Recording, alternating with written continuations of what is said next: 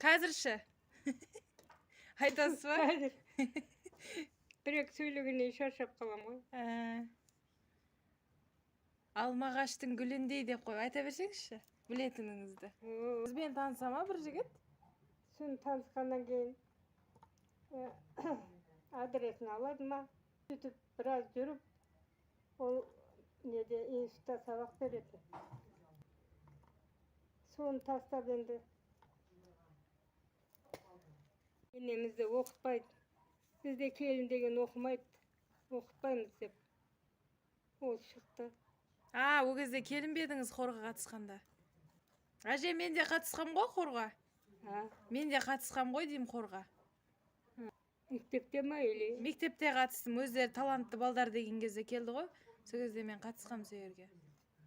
Сөйтіп Отырар каналына өлең айтып шығармақшы болды бізді.